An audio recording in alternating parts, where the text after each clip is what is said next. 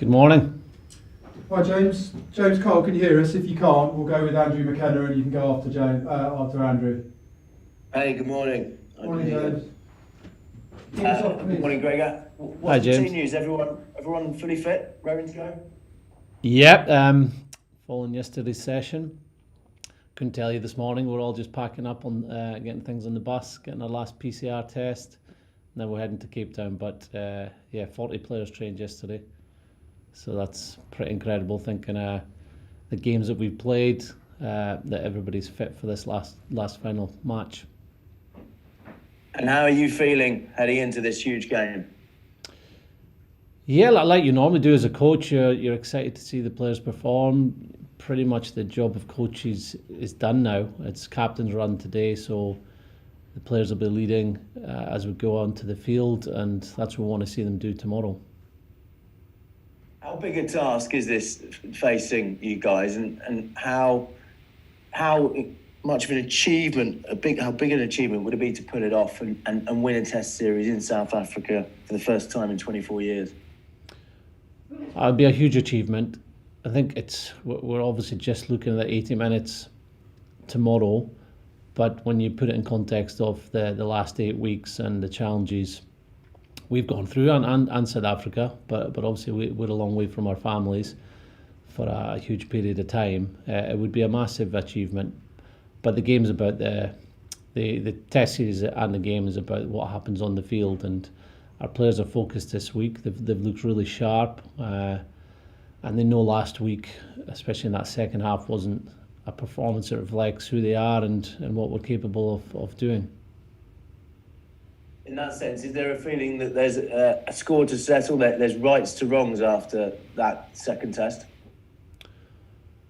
Well, I think you're driven by your own standards and performance, and we know we slipped off in the second half. We just couldn't get a foothold back in the game after a really encouraging first 40 minutes, and knowing that if we'd played well and won that game, then we'd be celebrating a test series victory, where now we've got to do the hard work and do all we can to win tomorrow. There's been a bit of criticism about the Lions' attack and how you guys have attacked in this series. 4 changes in the back line. What needs to change in this game for you? Well, we've got to create more. That's for sure. I think if you create opportunities, whether that comes through errors in the defence that can get you line breaks and lead to tries, you've got more chance of winning the game. But you may create more just through pressure, through fatiguing the opposition, through getting penalties. And in these tight test matches, that could be enough to win the game. So we did that well in the first test, especially in the second half of the first test. We were building into that sort of performance at the first half of the second test, but we didn't do it for 80 minutes. So yeah, we know we have to control the game more by moving South Africa around, draining them of energy whenever we can. Yeah, so that would be an area for us to improve for sure. And to do that, you need tempo, which means fewer stoppages. How important is that? And have you or the other coaches spoken to the officials about keeping the tempo up? Yeah, we have made the point that we don't want unnecessary stoppages. So you keep the tempo and you keep the flow of the game up through your own accuracy, through your own decision making. But when the game stops, whether it's for a scrum, a line out, you want it restarted as quickly as possible. I think everybody does that's watching at home. So I'd like to think and hope that it'll be a shorter game this weekend than last weekend. And finally, from me, you got Finn Russell on the bench. You got a man who can come on and change the game and up that tempo. He's ideally placed to do that, isn't he? It's been a tough tour for him. It has, and it's a credit to him and our medics. He's available. He's got himself on the bench because we know he can ask different questions than any fly half in the world, and he's trained really well this week. Outstanding on Tuesday and again yesterday. So he's feeling much better around what he is with his Achilles, and just connecting with others in the team. So yeah, if he does get on, then look forward to seeing him play. But obviously we're looking at 15 to begin with, doing all we can to win this game. Thank you. Greg, can I just sort of ask you, obviously the last 6 months of your life have been devoted to this. How does it feel that we're now down to the final 80 minutes of a tour that might not have finished or at times even started? I mean, how are you feeling emotionally as we reach the end of this whole thing? Emotionally, Dad, look, when you're a coach, it's a busy week for you. Any test week, you got selection, you got preparation, you got reviews of the week before, you got previews, and then sessions to help plan and coach. So your mind is and your activities are pretty full on. So today it's a bit more relaxed. The players take over, so we'll be taking a step back, looking forward to seeing them play, looking forward to seeing them connect with each other, interact, start to lead more, and get excited about their opportunity they have tomorrow. You got into the South African red zone 11 times last Saturday, but came away with only 2 penalties. Are you telling yourself, therefore, it can't have been that bad, we just need to get better execution? Yeah, I think there was a difference between the first half and second half. I think first half we got those opportunities. If we'd had that try that ended up being disallowed just before half time, I think that would have been a reflection of the pressure that we'd built up on the opposition, and obviously taking that opportunity. There was another one in the first half that if we kept hold of the ball, I think we got a penalty advantage, and then a couple of rucks later the ball was killed and we went back to the penalty originally. We know that you won't get a huge amount of opportunities in these test matches, so to do all you can to get 7 points would make a massive difference. But second half we just couldn't get the possession. We weren't acting enough with the possession, and South Africa dominated in a couple of areas, so that made it really tough for us to score those points. And on that, South Africa have conceded only 12 tries since the start of 2019. That's a run of 15 games. I imagine if you weren't their opponents tomorrow, as a coach, you'd be hugely impressed with that number. But the most they've conceded in those 15 games is 2. Do you approach tomorrow saying, if we score 2 tries, we'll be all right, we'll be in with a chance? Or do you have the confidence to say that, no, we can blow them open? Well, this is test match and you're playing the world champions. I don't think we'd ever use a type of phrase of blowing them open. For me personally, and I hope that the team feel this as well, we've got the ability to score tries. We've got the ability to put the South African defence under pressure, which can open up opportunities later in game or can lead to 3 points, 6 points. And I believe that to win a test match against a quality opposition, you've got to get a 20-point or more scoreline to have more control in the outcome. So, yeah, we've got to do that through all aspects, whether it's a set piece, our defence getting us penalties and the ball back, but in particular our attack, creating and finishing off opportunities. The starting back line tomorrow, minus Ali, started the game against Japan back in Edinburgh and combined for 3 of the 4 tries that were scored that day. Is this going back to a tried and trusted formula? That's probably more a coincidence. I think the guys played really well that day in Japan, against Japan. Players have played really well on tour, and we know there's a couple of players in this back line, 2 or 3 that have waited for an opportunity to play in a test match, certainly to start in a test match, and they're getting it tomorrow. We've had a lot of competition for places right throughout our squad, and we feel this is the right 15, right 23 to win a game and win a test series tomorrow. If Elliot Daly comes on, he'll have appeared in every game in the African part of this tour. What does that say about him? Well, it's a credit to his ability, his endurance, let's say, of being able to back up games. I think he's worked really hard. Things like his kick chase, getting back for opposition kicks, has been outstanding. It shows his adaptability because he's run at 13, he's run at 15, he's covered games and training sessions on the wing. Yeah, so it's a credit to him that he's involved in all 3 test matches and is covering a number of positions tomorrow. Just finally, Gregor, obviously the early games and the provincial matches, the Lions were running in tries for fun, but the warning with it was, well, South Africa are a bigger and better side than this. Going forward, do the Lions need more competitive opposition in those early tour games to get them ready for test matches? Yes, I would say that would put you in a better position to be ready for test matches. We did have that game against South Africa A, which was very competitive, more open than the test matches.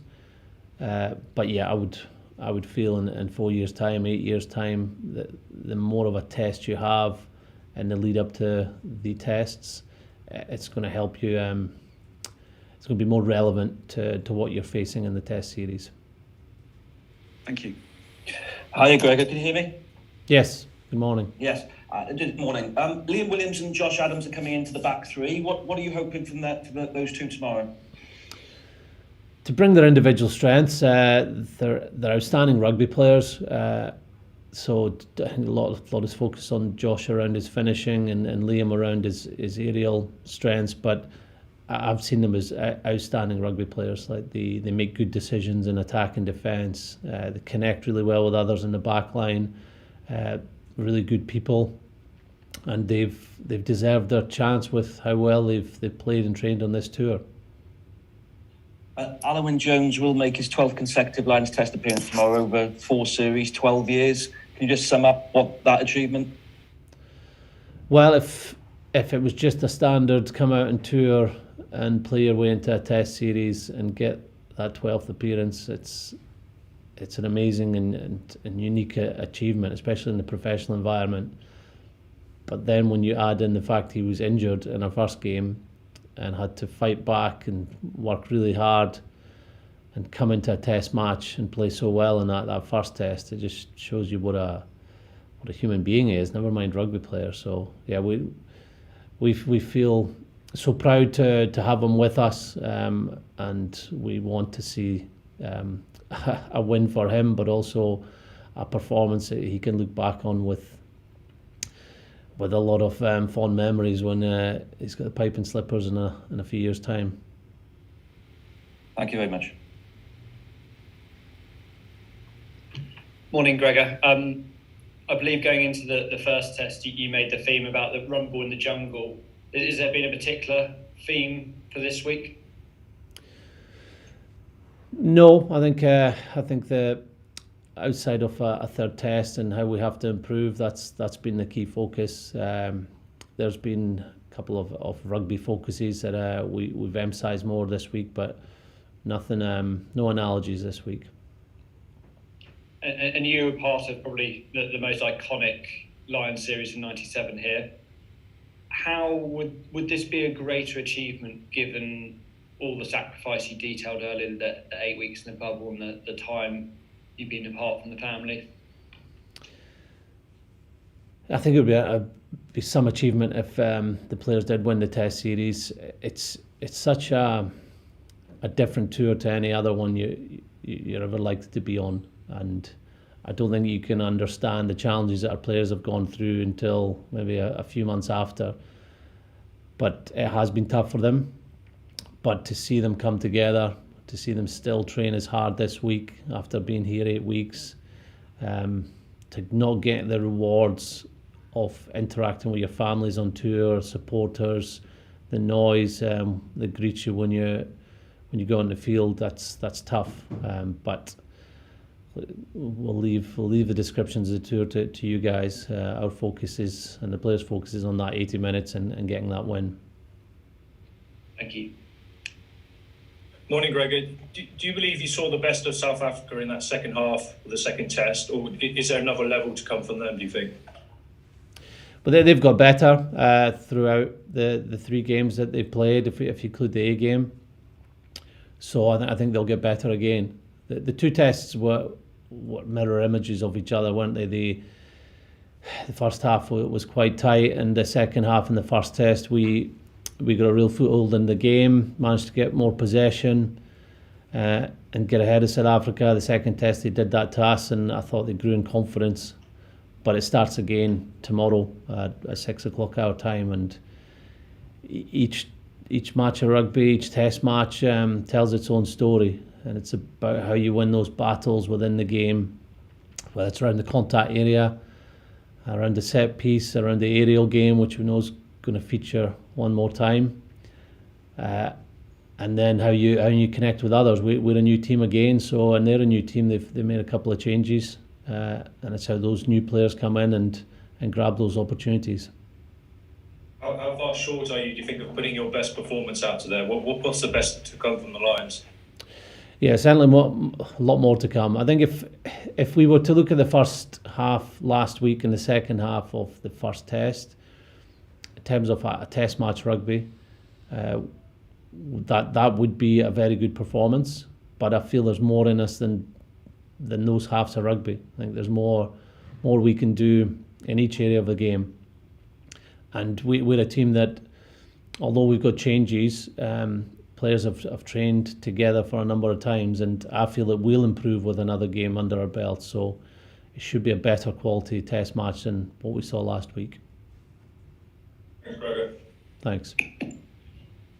Hi, Gregor. Can I just ask you about your midfield and whether it's been, you would have ever envisaged having 3 different midfield partnerships over the 3 weekends, and whether you've gone for Bundy and Robbie because they have that familiarity and cohesion that maybe has been so hard to build over the course of this short tour?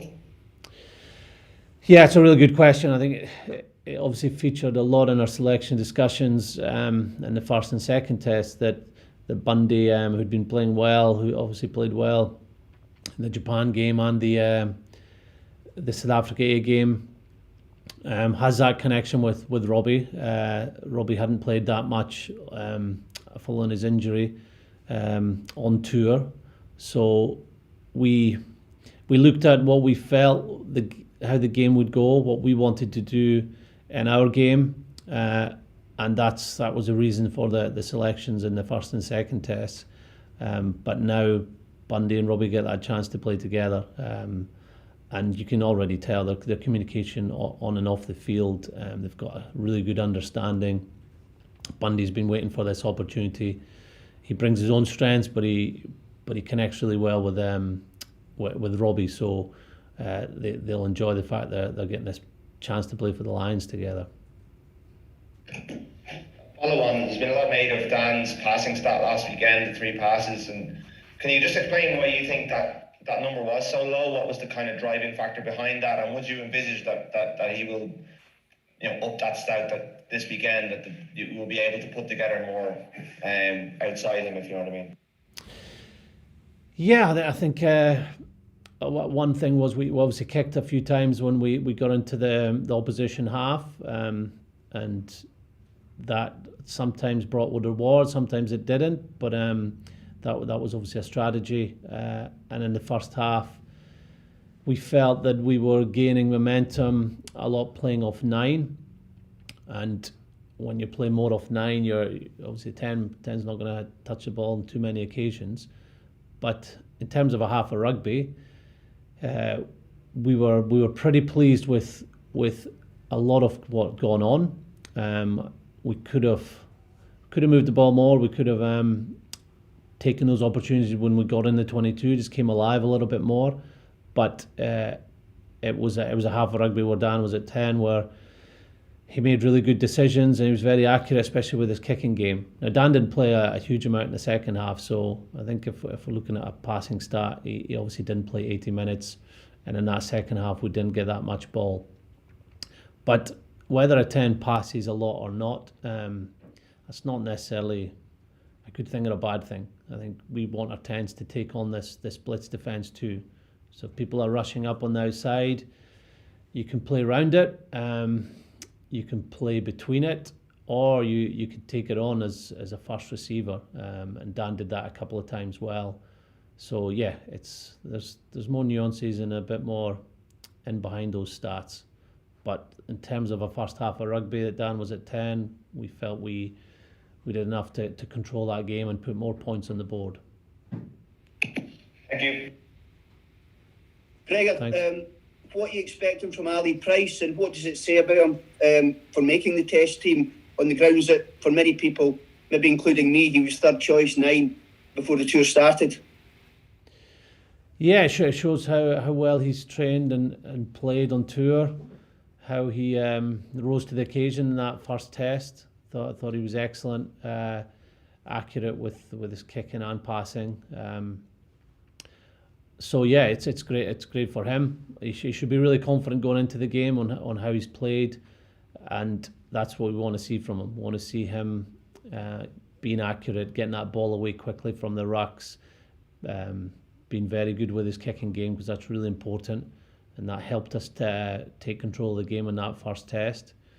And also looking for opportunities. He's done that in especially those midweek games or those games outside the tour.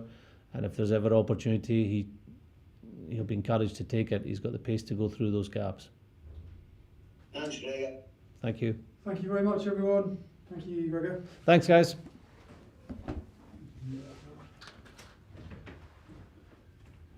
Thank you.